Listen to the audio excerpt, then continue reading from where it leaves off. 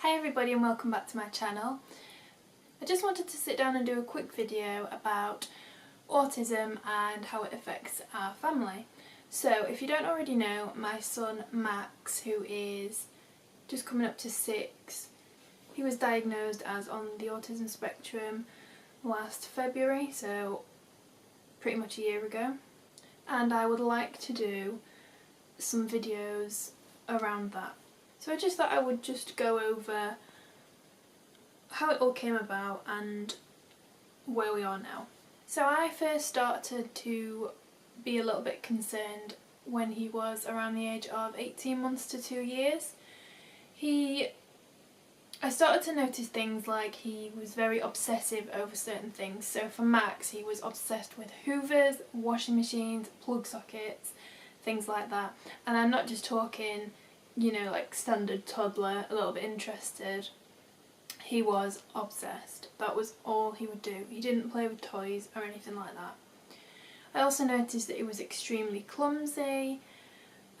He had so much energy, he would never sit still. So if you took him to a toddler group, obviously they're a bit manic anyway, and kids running about all over the place, but he would not sit still. Like, if there was a craft, he wouldn't sit and do it.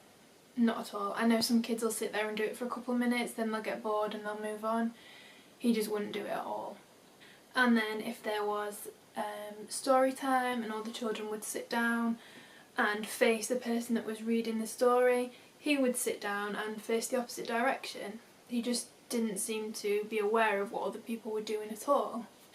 So yeah, this is something that I've spoken about quite a lot over on my blog, so I'll leave some links in the description to some posts that I've done if you want to read a little bit more about our story. So yeah, when he started preschool, at one point they asked if we could get his hearing tested because he wasn't responding to them. I knew that there was nothing wrong with his hearing. He just used to get so caught up in his own little world and he just couldn't snap out of it. So obviously we had the hearing test done and that was all fine. And I think at that point I said to preschool what I thought the problem was, and that's when things started to change.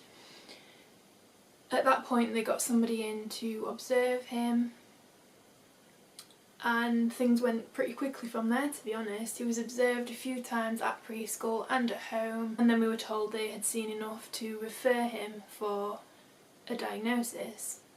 So we had to wait quite a few months for that appointment to come through, which I think is pretty normal.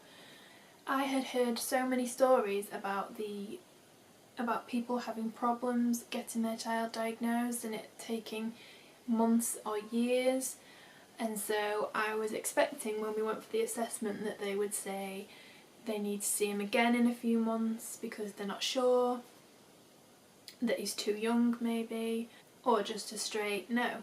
So I was kind of surprised when they said, yep, he is on the autism spectrum. Although I'd known it for a long time, it still came as a bit of a shock.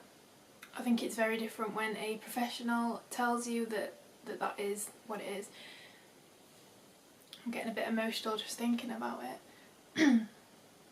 But yeah, I think it was relief as well because so many people over the years had told me that it was just him being a toddler or being a boy and they couldn't see what I was seeing, and I knew that I was right all along, and I was. So always trust your instincts. If you think that there's a problem, then push for it and get the answers.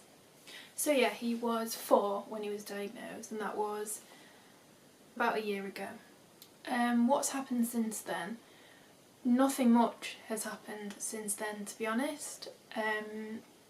I'm glad that we got the diagnosis because I know the reasons for his behaviour now. The school know the reasons for his behaviour, so if he is doing something that might be perceived as naughty, they understand why he's doing it.